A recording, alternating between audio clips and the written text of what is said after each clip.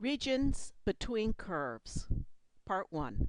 Integrating with respect to the x-axis.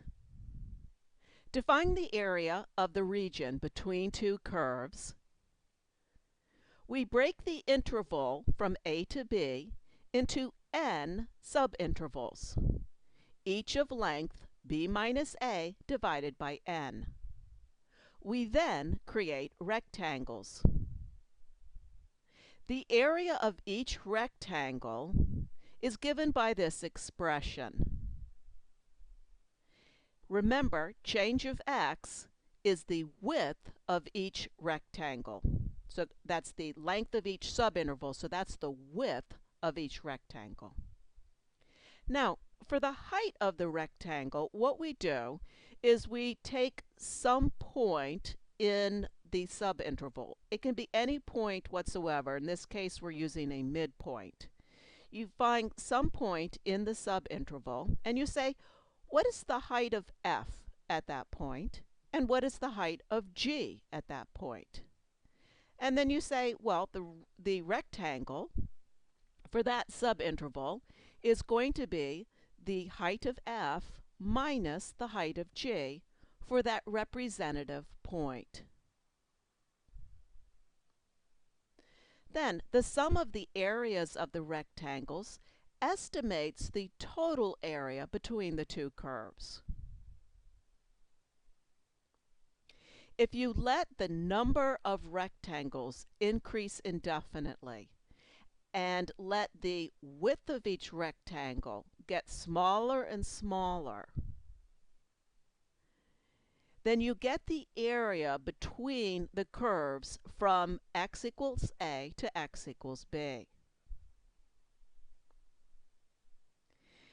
The purpose of this explanation is to try to make the process more intuitive. When you look at this integral, you want to keep these ideas in mind.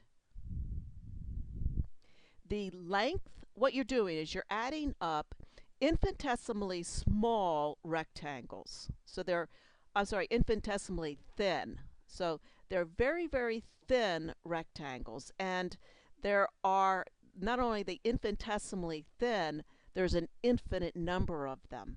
And for each rectangle, the length of the rectangle is the upper function minus the lower function. And the width of each infinitesimally small rectangle is dx. So width is dx.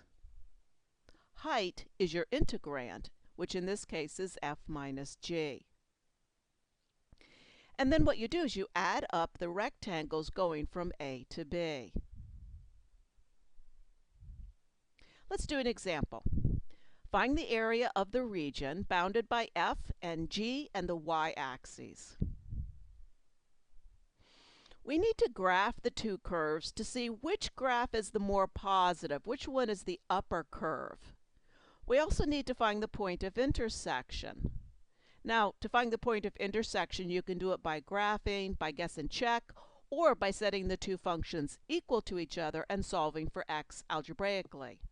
We will do it graphically. So after I graph, this is what I get. I can see that my upper function is f, my lower function is g. And remember, the y-axis is one of my boundaries.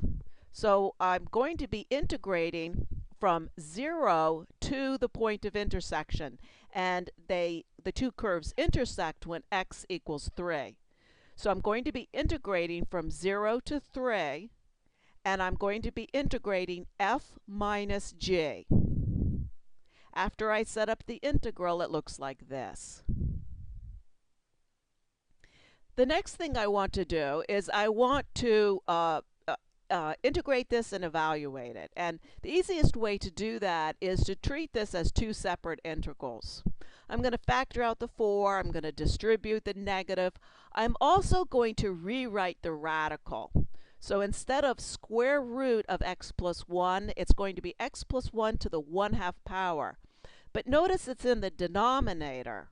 So it's going to be x plus 1 to the negative 1/2 power.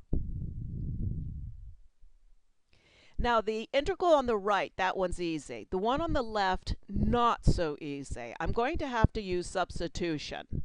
So I'm going to do substitution with u equals x plus 1. If u equals x plus 1, then du is going to be the derivative of that. So what's the derivative of u? Derivative of u is just equal to 1. And so du is just going to be 1 dx. So if u equals x plus 1, du equals dx. Instead of the x plus 1, I put in u. And instead of dx, I put in what dx is equal to, and dx is equal to du. Now, what about the bounds? If x equals 0, what is u? And if x equals 3, what is u? So you just use the fact that u equals x plus 1. Whatever x is, u is going to be just 1 more than that. So if x is going from 0 to 3, then u is going from 1 to 4.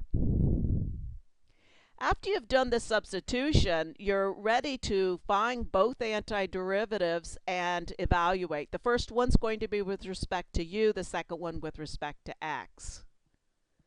Find the antiderivatives and then evaluate. After the dust settles on the evaluation, I got 13 halves. So the area of the region between the two curves is 13 halves square units. Let's do another example. This one's got a little bit of a tricky point. So I've got two new functions, f and g. First, let's graph the functions and find any points of intersection. And when I graph, this is what I get. The two functions intersect when x equals -1 and when x equals 3. Now, people tend to have trouble with absolute value functions. So I want to just look at g for a minute. So g is the absolute value of 2x. So if x is 0 or positive, g is equal to just 2x. What if x is negative? How do you make 2x, how do you make that I want the absolute value? So if x is negative, then 2x is negative. And how do you make that positive? By throwing a negative in the front. So so if I want the absolute value of 2x, then if x is negative, then I'm looking at the additive inverse. So what that means is I have to do two integrals. One integral is going to be from -1 to 0, because g is defined one way from -1 to 0, and a different way from 0 to 3. So I'll need another integral from 0 to 3. Now, from 0 to 3, f minus g, the integrand looks like this.